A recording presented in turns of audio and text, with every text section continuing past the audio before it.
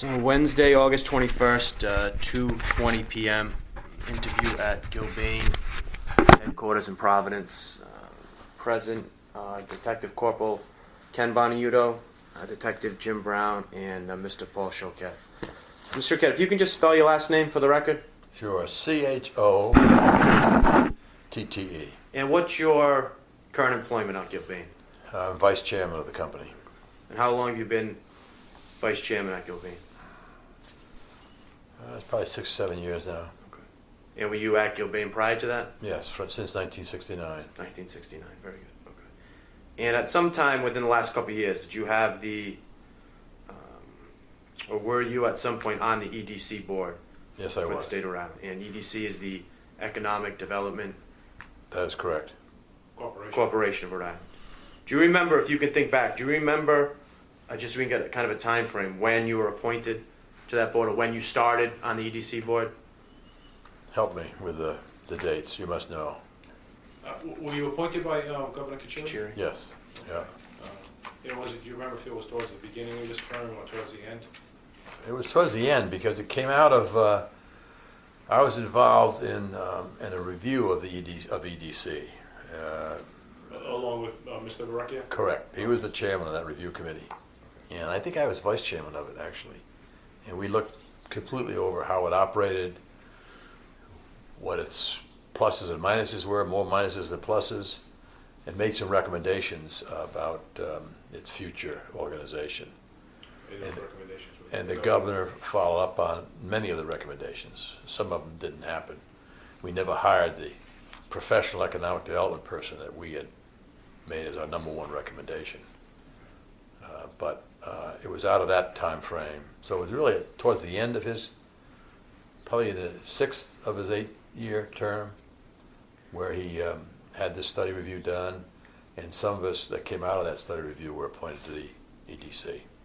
All right, so to get a little more accurate, would it have been right at the same time that Mr. Verrecchia was appointed? Yes. Okay, so from what we understand from him, you were nominated maybe the end of 2009 and then were sworn in January 2010. Does that make sense? Sounds about right. And how long did you serve? Are you currently still on EDC? No. I had a very short term actually, and I wanted a short term because I was one of the oldest guys appointed. I only had a 1-year term, so when my 1 year was up, I was gone. And of course, by that time, we had a new governor and a whole new environment for Studio 38. And if you could just give us kind of a background of what the board actually did, what your position on the board, or what the activities of the board entitled. Well, it was a typical board of directors for an independent corporation. Even though it was part of the state, it was still an independent corporation, and actions on behalf of the corporation had to be approved and voted on by the board of directors. At some point while you were on the board, the issue of 38 studios came before the board? Yes. Gee, I know it's been a couple of years, but was that, if you remember, was that towards the beginning, when you got on the board? It was very early on. And do you remember how that issue came before the board? Who presented it initially to the board? You can remember? If I remember, it was the governor who suggested that there was this possibility out there. And I think by that time we had our new executive director, Keith Stokes. So it probably would have come from either the governor or Keith Stokes saying that there was an exciting possibility of bringing some serious jobs to Rhode Island, and it was associated with Kurt Schilling. At any of those meetings, did somebody present a presentation, whether it be a PowerPoint or an oral presentation about 38 studios to the board? Oh, yes. Do you remember who that was? Was it Mr. Stokes? Stokes was part of it. The chief financial officer was part of it. Of 38 studios? Of 38 studios. And then they had some consultants that were involved. The attorney for 38 Studios was also part of the presentation group. And as I say, they had some consultants who were financial consultants. Is it safe to say the presentation was more than one board meeting? Do you know if there were presentations at more than one board meeting? There certainly were. I can recall two, and I might have missed a third Okay. because I was still pretty active in the business at that time and was not able to make every meeting. Okay. So there were a number of discussions. And Keith Stokes, to your recollection, definitely did one of the presentation, whether it be a PowerPoint. Yes. Or, okay.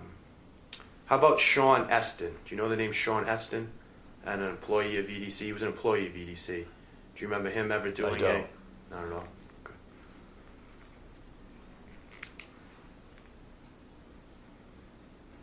And during those presentations, were there ever specific dollar amounts presented to the board regarding 38 Studios? And I'm sure since it's happened, you've learned kind of the money issues of 38 Studios. Specifically, the $75 million loan. That was always on the table, Okay. the $75 million. Right from the first rumors that this perhaps was going to come before the board. Because we were told that the legislature had contemplated a $75 million loan fund, but they turned it into a $150 million loan fund because they wanted to have $75 million be available for Studio 38. Did the dollar figure $75 million? Did that come from the Stokes presentation, from 38 Studios presentation? Do you know who presented that $75 million amount to the board? There would have been a whole series of people that were involved in the transaction who would have noted the $75 million. Was there any discussion in the board meetings about the actual money that was going to 38 Studios? Was it your understanding that it was actually the $75 million? I going knew to there was going to be something else Okay. taken out of the $75 million. Yep. But it was my expectation that the great bulk of the $75 million was going to be available for Studio 38. But what they didn't tell you exactly how much was going directly to 38 Studios? Right. Was there any talk, whether from Stokes or any from 38 Studios, that 38 Studios actually required a certain dollar amount to make their business position work? For instance, if they didn't get the entire, was that ever presented to the board that if they didn't get the entire $75 million, they may have some problems No. completing the projects? No. It was your understanding, the board's understanding, that the money from this loan was going to be enough. We'll get the job was going done. to get the job done. We'll get the job done. And it was an expectation that the other game that was coming out of the Baltimore operation would also fund the Studio 38 initiative. Okay. So just so we're clear, there were going to be two. There was a team in Massachusetts and a team in Baltimore. Correct. That were, for lack of better terms, going to combine. Right. And make the 38 Studios move in. Right. And it was maybe they were going to bring some capital with them from Baltimore as well. Or some Or earnings. somewhere else. Not capital. I don't know about capital, but So if I can ask you a question, that first game that you're talking about, that they were gonna bring some income in. right. And subsidize the business in Rhode Island. Did that game hadn't been released yet prior to the It was EDC just meeting? about. Okay. It was just about to be released. Okay, so you didn't know if it was, if it met the expectations, the sales met the expectations or not, you were just thinking, the board was not led to believe, but the board felt comfortable that it was probably gonna generate enough income It would to help. subsidize the. It would help. Okay, But we also felt that the $75 million was going to get the job done to create this, there's a term for these international games. the multimedia. Yeah, Moose or something like that, MMO, whatever it is. Right, Yeah. We felt that the Baltimore would be a plus, right. but the $75 million would get the job done to get that game to market, the big game to market. How about Michael Corsa? Do you know Michael Corsa? Does that name ring a bell when any of the I've meetings? since read newspapers about Michael Corso. I think he was involved with a bank. He was involved with the film tax credits. Did that ever? We never talked about film tax credits. Michael Corsa, you've only learned of him after the fact during Right. the 38 Right. Studios presentation. Right. He wasn't Right. present. And I don't recall any discussion at the board level about film tax credits. Okay. Was there any discussion on, I know you said that you understood that there was probably going to be a lesser amount that they received, not the full $75 million, because there are some sort of closing costs and Right. commissions. Right. Were you aware of the discussions on a certain amount held in reserve?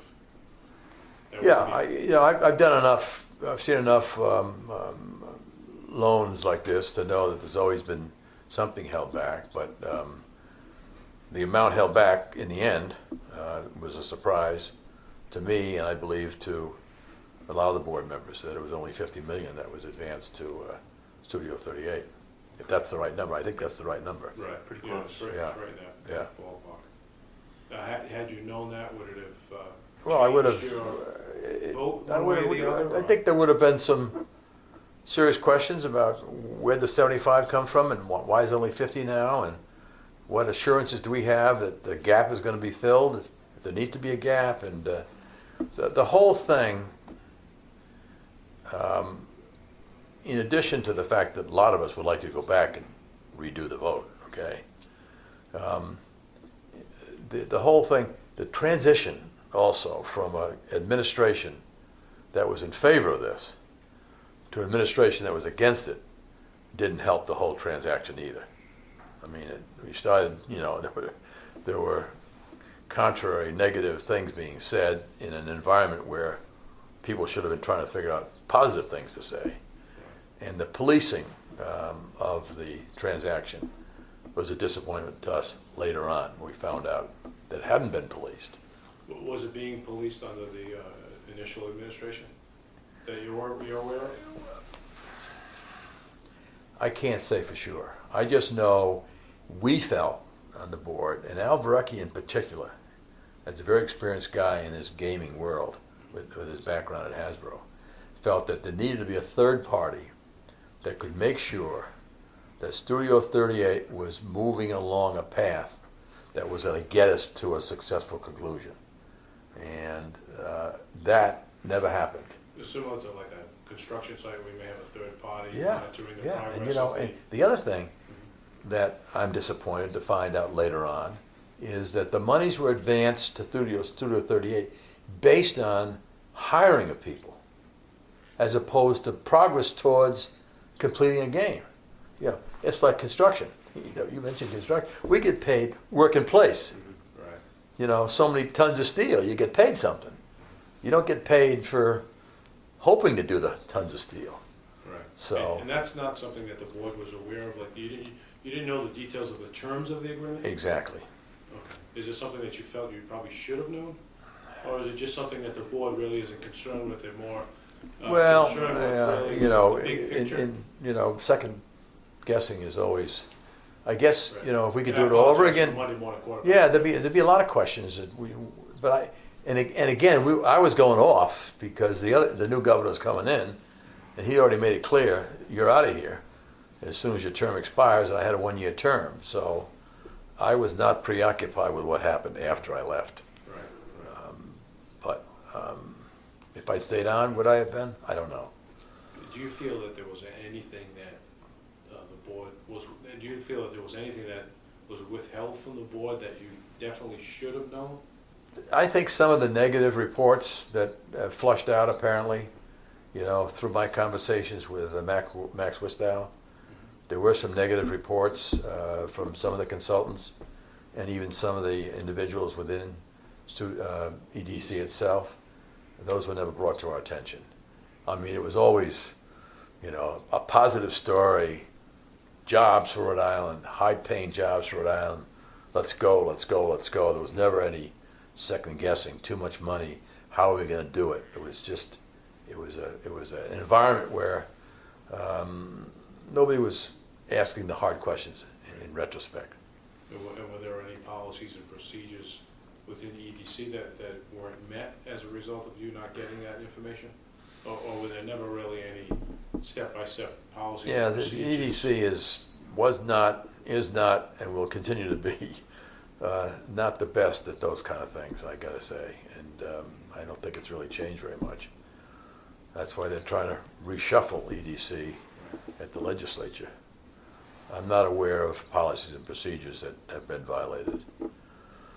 I just don't think we had experienced people running, this very significant commitment to a startup, basically, even though he had the Baltimore operation. Right. Startup business in a very speculative world. I mean, it's like making a movie. How many movies make money? Very few. How many video games make money, especially international video game? It was a high risk that should have been more carefully monitored. And I think the board depended on hired staff and their consultants to do that careful monitoring and make sure that the high risk nature of this thing was carefully watched out for. You say hired staff at EDC. It was Yes. kind of their Yes, responsibility to Right. present Right. the facts to the board. exactly. I mean, it appears that, in retrospect, that maybe there was some information that was withheld from the board that might have changed the vote, possibly. We don't know that. But it looks like at least EDC employees and probably 38 Studios representatives knew that they didn't have at least the $75 million loan they were getting from the bonds wasn't going to be enough because they weren't going to get the full amount. It wasn't going to be enough for them to be successful alone. They would have needed money somewhere else. Any reason why you think that they would go along with it, knowing that they were doomed to fail? Or why members of the EDC or anybody else would push this along, knowing that here are the numbers, they're probably not going to be successful? Did anybody benefit from this that you're aware of? No, I think even the people that they hired, disrupted their lives, moved to Providence, moved to Rhode Island, and what if they got to show for it? There's an empty building over here. Landlord didn't get anything to show for it. I guess whoever did the construction to fix the building up got something to show for it. I think there was some rose-colored glasses that everybody had on. That here's a chance to add. I forget how many jobs we were talking about. 400 or so. Yeah. Yeah, 400 jobs at an average pay of $75,000 or $80,000 67. in a state that has not only high unemployment, but the issue in Rhode Island is not just high unemployment. The issue in Rhode Island is underemployment. We don't have enough good-paying jobs like they have in Massachusetts, and that was the driver here: is to try to and try to create. I think Hasbro already announced they were going to move to where they have now located their building, and Trinity Square is across the street. It was going to create a whole new high arts IT world here that was going to have long-term benefits. So, sometimes when people believe in a dream so strongly, they don't want to suffer any distractions along the way. So I think that was kind of the environment that everybody's operating in here. This is a home run. It's a chance for Kachiri to go out like a winner. Also, he had not had a good career as an economic development person for the state of Rhode Island. Here's a chance for him to go out and Schilling, the bloody sock guy. Starstruck a little bit, maybe. Yeah, I think that. I mean, somebody like yourself, I'm sure, is not starstruck by a Well, baseball player. it's a name that you recognize, and you say that. And he had put some serious money into this thing, so there was already a fair pool of money that had been spent creating the Baltimore company and bringing some good people into Providence. And he had a distributor for the game that's one of the best known distributors in the world. EA Sports. So yeah, exactly. So there were some positive things here that looked like it was going to happen, but it just suffered. What would have happened if Chafee hadn't come in? I don't know. Well, what kind of things could have been done? Well, we could have had IBM was supposed to be the policeman, okay, and IBM ultimately ended up working for Studio 38, not for EDC. And that's the fox in charge of the chicken coop, okay? I think the right third-party monitor could have detected much earlier on that this thing was not going in the right direction. And there could have been a very quick timeout and a reassessment made of how we were advancing the funds. Job by job, I mean, I think that's ludicrous to advance money to people based on the jobs you bring with no relationship to work produced. And so I think if IBM had early on, the first 2 or 3 months, said, "Wait a minute, something wrong here, guys," I think there could have been some adjustments made. And I still flabbergasted that 1/3 of the 75 million had to be held back. And who held that back? And where was it? Do you know? You know, it was all the lenders, and I guess EDC itself wanted to have a good, strong cushion. Well, the cushion turned out to be the wrong kind of cushion. Too much of a cushion. Yeah, Right. yeah. Okay. Well, anything else you think we haven't asked, or you think is important for us to know?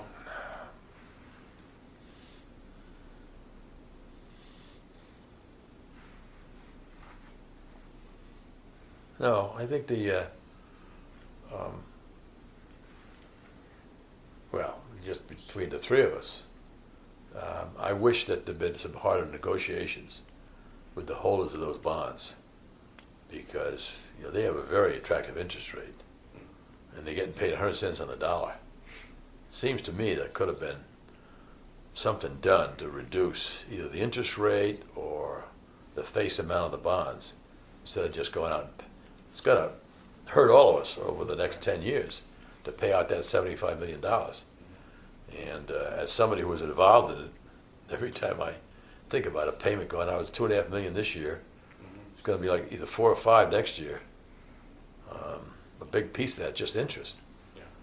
So I wish that, again, hard-nosed business people, you got to have people like that running an organization like EDC. And the guy that they brought in, who was close to the Senate president, whispered in Kachiri's ear, is a Chamber of Commerce guy. He's a very solid person, a very good person, okay? But he's not someone who has run this kind of a sophisticated economic development activity. And he had a financial guy that wasn't. The fighter guy, Mike Soul? Yeah. The second in Right, command, right, second in command. Okay. So I don't think you had the right professionals in place. And we didn't appoint those people. They were appointed by the governor on his way out the door. All right. So you don't think anybody was paid on the side or anything to get No. this thing pushed through? No, stupidity, Okay. Okay. lack of follow-through, Right. not hard-nosed enough. Mhm. And we all wish we could change our vote. I don't think there's a member of that, even though we all think it could have been different under a different governor with a little more enthusiasm for it. We all like to have revoted that in a millisecond.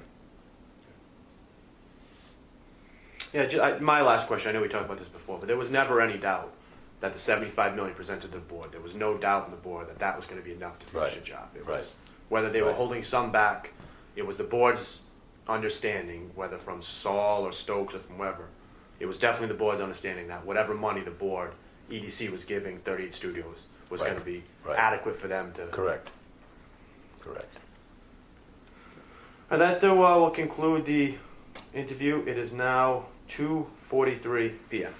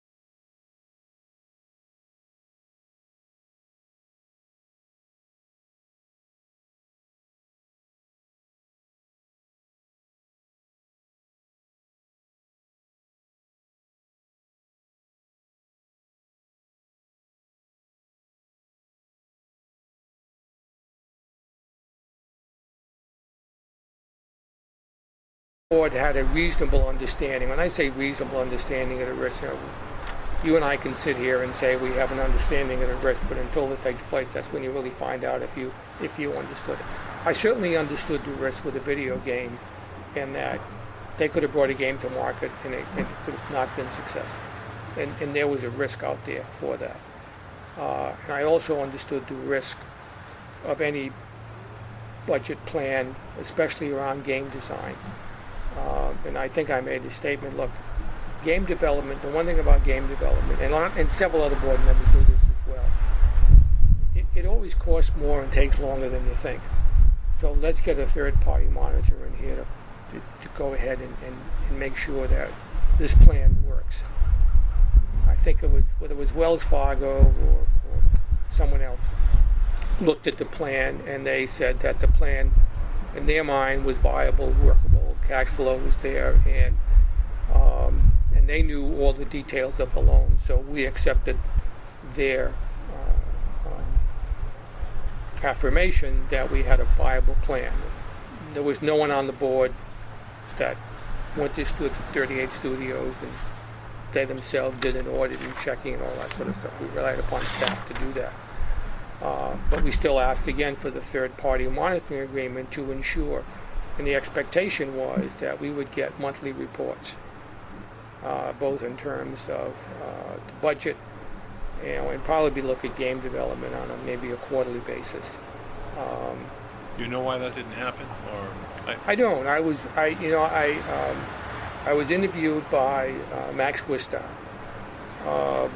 and there were several things that Max Wistow said to me that, if true, were very surprising. One is, he showed me what he said were handwritten notes of Rob Stoltz, who was the general counsel, so to speak, or outside counsel for the EDC, that were referencing a telephone call that they had had with the outside financial advisors. And apparently in that call, the outside financial advisors recommended not to do this loan. Didn't have a good financial plan, wasn't going to work, etc. So I said, well, I'm really surprised by that. I'm surprised because of Rob. I just didn't think Rob would do something like that. So I'm really surprised by that. But I said, I don't know that those are his notes or anything like that. You're showing me this document. I'm pulling out notes right now. I'm not sure if these are what you're referencing, but are these the notes that you're talking about? It was certainly a paper like that, right? And Would you be able to point out where on here it said that about not doing the loan? Maybe if you want to take a minute to kind of review it a little bit. I think there was something in here where, yeah, it was something like here, net proceeds $65 million does not work. And that is coming from? Well, according to Max Wistow, these were notes that Rob Stoltz had made from a telephone conversation with Mike Saul, Wells Fargo, and maybe Strategy Analytics, I don't know, but it was a group of people, and basically saying that the financial plan is not going to work. And I was surprised by that because that never came to the board. There was never any comment to the board that the financial plan wasn't going to work. Were you aware of anybody from 38 Studios coming back to EDC and saying, we really need 75 million net, not gross? Not at the time. I found out later that apparently that's what they did. The two other things that, so that was one. The other thing that surprised me is that there was no third-party monitoring agreement in place. And I said, well, how does that be? We had it as a condition of closing, and Max Wistow said, yes, I know, it was a condition of closing. And I said, Max, now I'm having trouble with this because it's sort of like law 101. If there's a condition of closing, what you're telling me is that the lawyers allowed this to close without all the conditions being met. That's. Well, it appears, and correct me if I'm wrong, that was it IBM? Is that correct? That Yeah. was going to do the monitoring. That there was a contract with them, but they wouldn't report directly back to EDC. They'd only report back to 38 Studios. Is that correct? Is that the way you understood it? Well, I heard about that later, right? And there was also this comment that 38 Studios was worried about confidentiality, and my response to that is, that's BS. I mean, first of all 38 Studios had to do was to take the copy of the report that they got from IBM and give it to the EDC. Or you tell you just say, look, either you make sure that we get a copy of that report directly from IBM, you tell them that, or you're not going to get the money. And that would have ended that. And the other thing is confidentiality. You can discuss that in closed session. I understand that they certainly didn't want the world to know where they were in game development on their MMOJ, because that would clearly be a competitive issue. But you didn't have to make that public information. All you really wanted to know is, was it on target, and were they managing the budget? So when I had heard that, I said, that I don't accept that. So the fact that we didn't have the third-party monitoring agreement, the fact that supposedly Stoltzman, Saul, and staff were told that this was not a viable plan, was not something that came to the board. And the other thing that was surprising to me, if I remember the numbers correctly, I think the actual amount of money that 38 Studios got was something like $47 million. And I think they got 22 of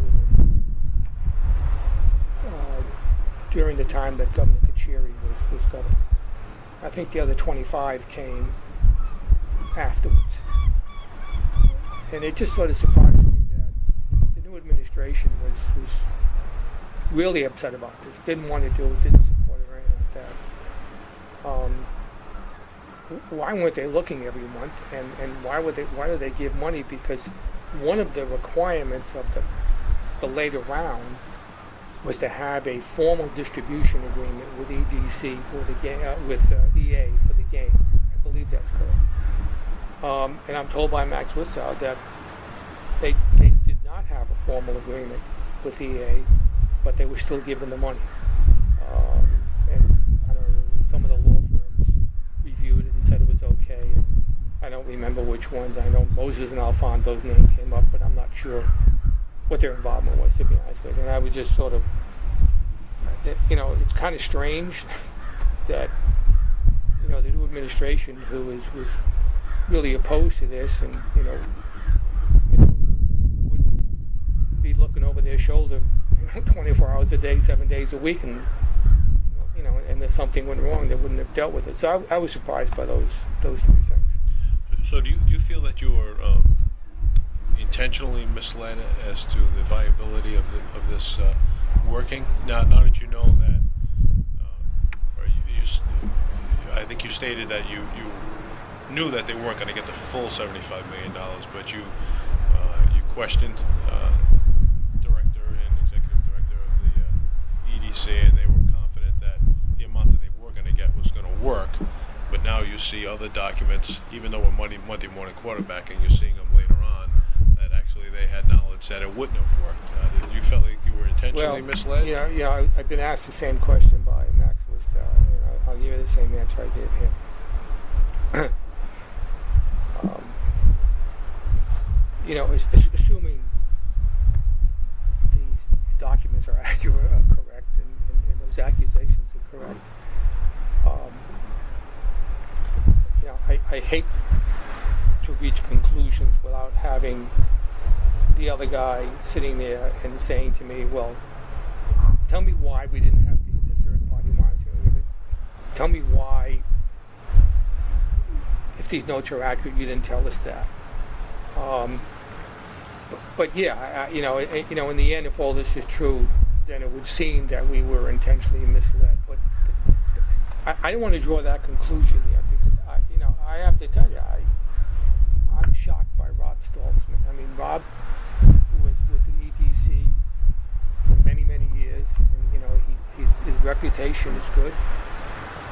I don't see him intentionally lying to somebody.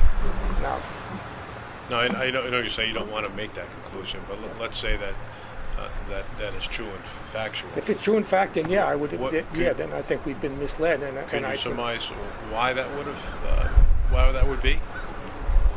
You would think that somebody would benefit from that if that were the case. Just in your experience, look, or what you saw inside, do you have any? Look, again, I only speak for myself. No one, and when I say this, I never got a call from any member of the legislature. I never got a call from Gordon Fox, and I never got a call from the governor putting pressure on me to approve and vote for it. They were clearly supportive of it. I mean, the two most influential politicians in the state put forth a piece of legislation to give them $75 million. So, I mean, we certainly were aware of it. And we were certainly told by Keith that if we did not give the loan, and we're going to give that money to somebody else in some different form, that was going to upset the speaker. That's as far as it got. But I never got a call from any of those people saying, look, you should do this, you need to do this. And why would that make a difference to you or to anybody on the board if the speaker was upset? Well, I'm not saying it did make a difference. I'm just, I'm just telling you that's what he said. The idea was because we were sitting there at one point in time saying, there's a $150 million loan, loan guarantee. $75 million to one group is too much. And that's when he said no. The intention of the legislature was to do $75 million program and $75 million for 38 studios. Now, if the legislature passes legislation to do that, that they have I won't use the term right, but that's what they do. And if we're not going to, support that, it isn't that because an individual personality is upset. It's that, wait a minute, the legislature wants this $75 million to go here, not there. So, even if you believe it was extremely risky. Well, that's venture. if somebody wanted to say, look, we can't approve this loan. It's too risky. We don't think we should approve the loan. Then that would have gone down some course of action. Or whether the legislature would have said, well, okay, reduce the loan amount.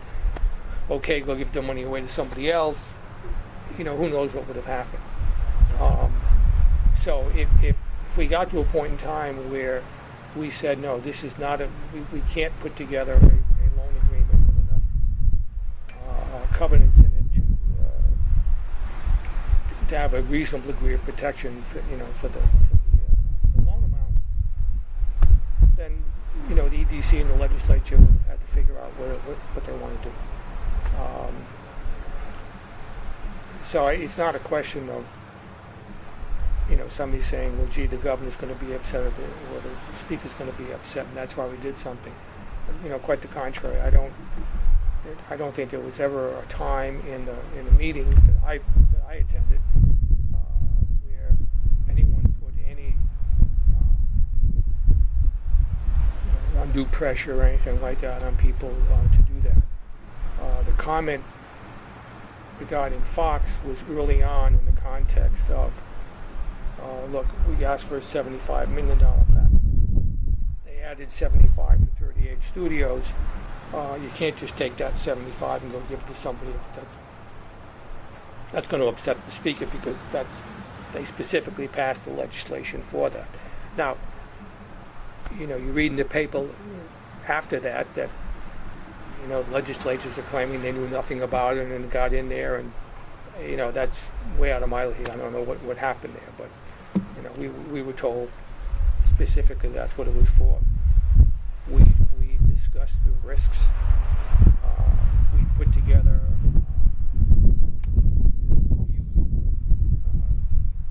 a loan package to make sure that we had that they had a financial plan, and we relied upon staff to do that work and present it to us.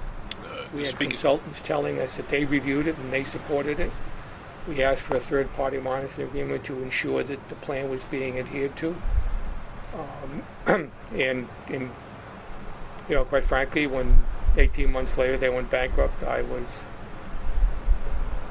surprised, but as I read more about it, I wasn't surprised because no one it appears no one was providing any oversight during the time frame, because there is no reason that company had to go bankrupt. Now, if the game came to market, whether it would have been a successful game or not, that's anyone's guess. Now, going back to the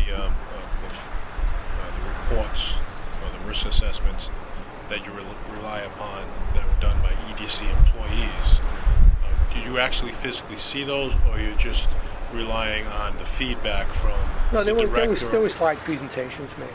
There were a lot of slide presentations made. I can't just recall every single slide that was up there, but no, there were slide presentations made. Absolutely.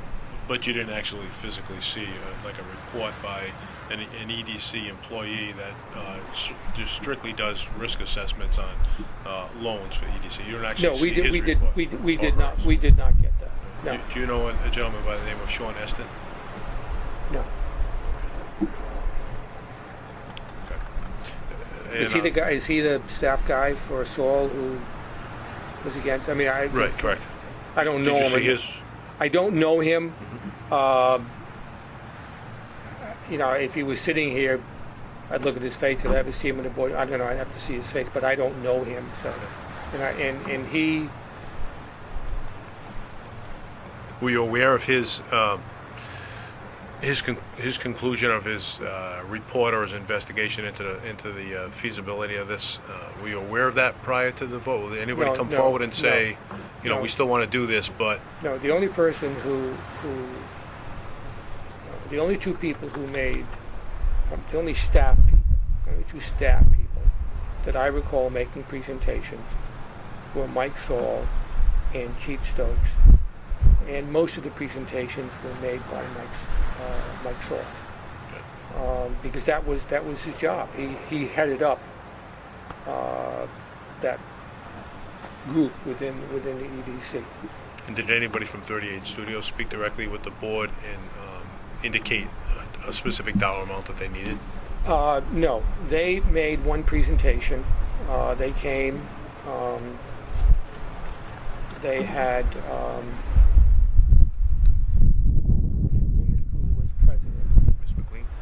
McLean? Yeah, Jen McLean. Schilling was there, and a couple of members of the board, two of whom I was very familiar with, although I didn't know them personally. One was the author. I'm actually going to pull out a couple of... Salvatore. He did a lot of work for Hasbro. We have a group out in Seattle called Wizards of the Coast.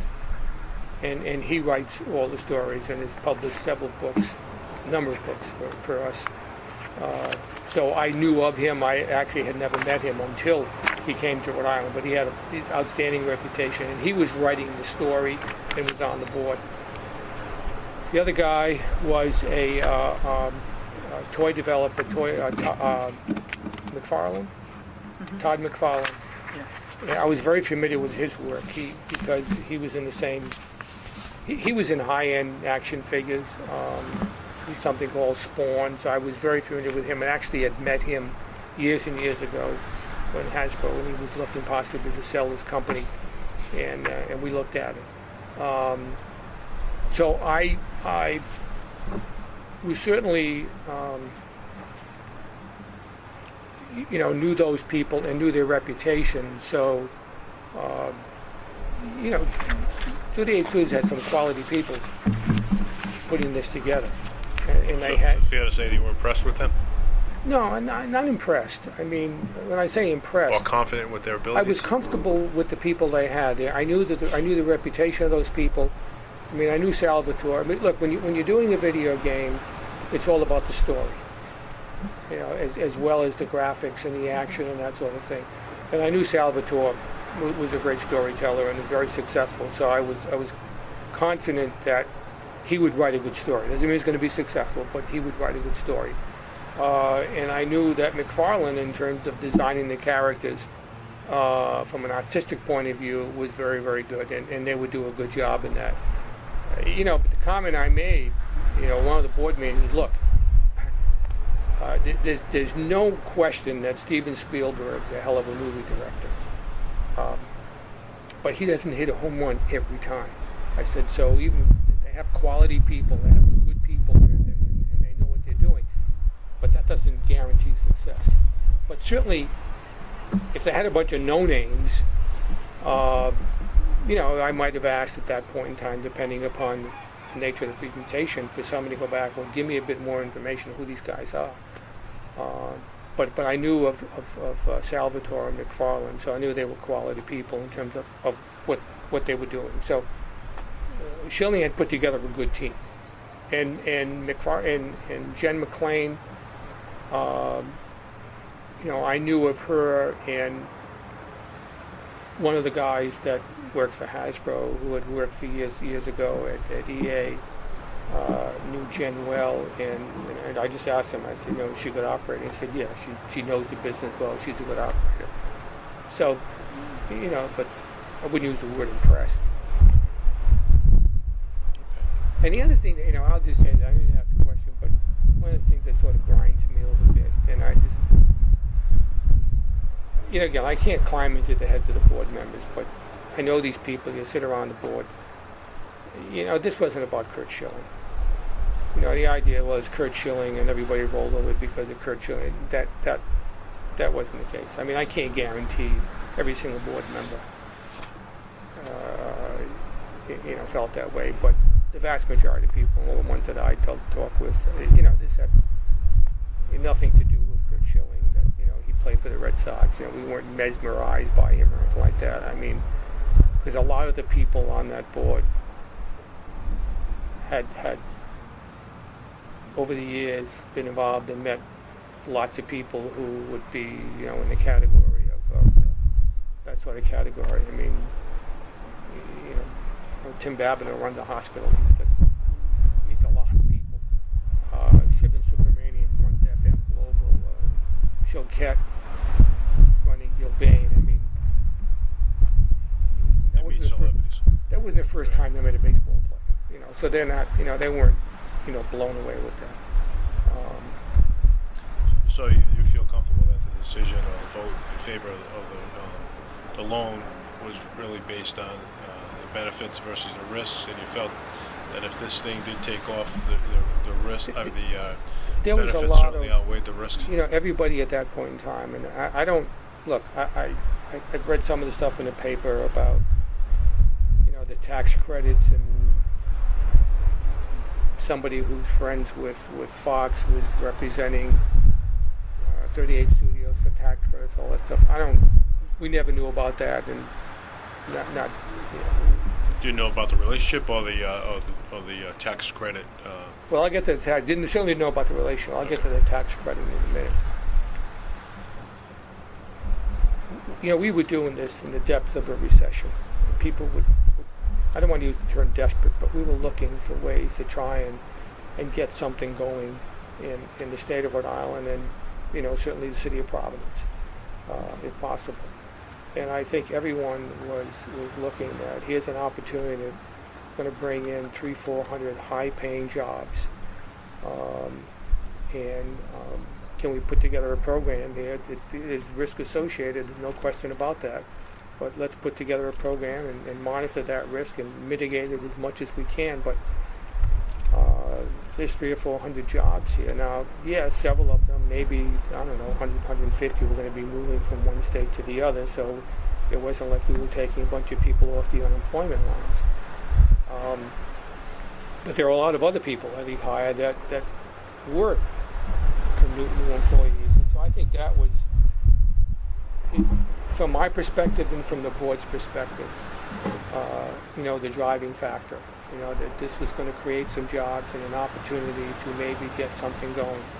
The whole cluster thing, look, that would be, that's icing on the cake if it happened.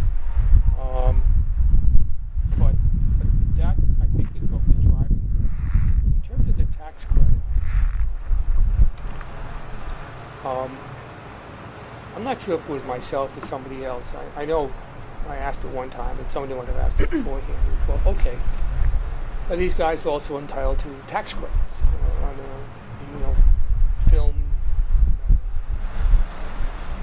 and media tax credit? And sort of the initial emotional response is, well, no, we're giving them $75 million, and all that stuff. And who's that response from? Who are you addressing that with? It was no individual. It was sort of just I don't want to say that it was during one of the it wasn't meetings? It was in one of the it wasn't somebody said that, look, we have looked and specifically said yes or no. Is it the tax credits were they weren't going to go get more money from the state on the tax credits and that sort of stuff. And then I said well, hold on a second. If a company goes, if Hasbro goes to the bank and borrows a couple of $100 million to run its business and it spends it on R&D and we qualify for the tax credit, we get it. So if 38 Studios borrows $75 million, they got to pay the bondholders back. We're sort of the guarantor and insurers, but we didn't write a check to them. I said, so why wouldn't they be entitled to that tax credit if in fact they qualify? And it was left open. Nobody discussed it because there were no, there was no one had applied for any tax credits, and if someone did, that was going to, that was under a different set of rules and regulations. If they qualified, they qualified. But I can just ask, what's the time frame of this conversation? Prior to the vote, or is this all after? It's prior to the vote. Well, I don't want to. It was prior to the vote. It was only prior to them getting any money. Now, whether it was prior to the vote or not, quite frankly, I don't recall. But it was one that the initial reaction was, well, gee, why should they get more? And then the other, well, wait a minute. Everybody borrows money.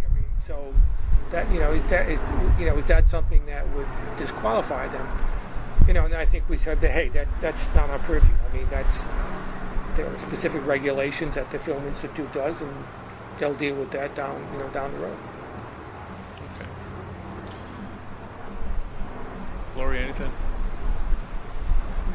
Anything else you think you want to tell us about or talk to us about that we maybe haven't asked, something important that you think you would want us to know? Or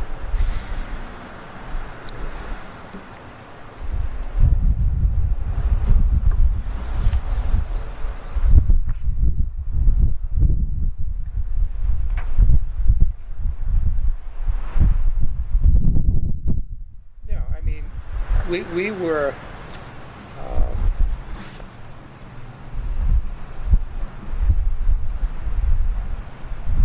we were not aware.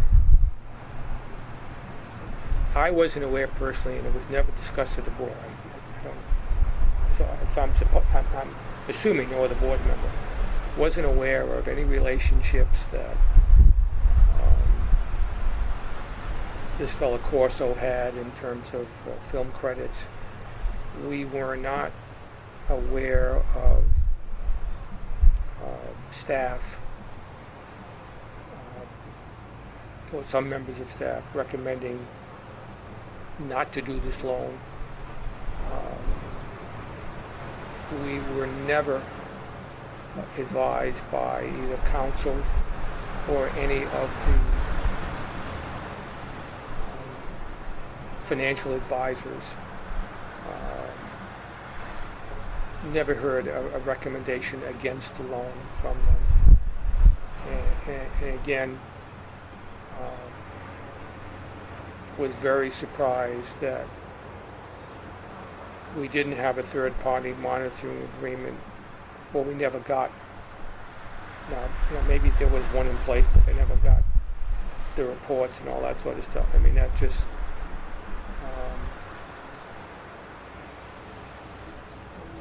that's sort of shocking to me. And the only other thing is, I mean, I never went to a board meeting in 2011 while Chafee was governor, and I think shortly thereafter, Choquette, because his term, he was appointed to a one-year term, as I think Donna Capello and Shivan Subramanian were. I could be wrong on that. And they were not reappointed. But I had, bumped into, directors and when the bankruptcy or the thing sort of blew up, I guess it was last spring. I talked to a couple of guys, said, "Are you guys looking? What was going on?" And the sense I got was that board members were asking questions, but not either staff and or the administration did not want to talk about it. Because, some of the people are still sitting on that board. I mean, at the time, whether it was George Nee, Steve Lane, I think Dooley is still on the board.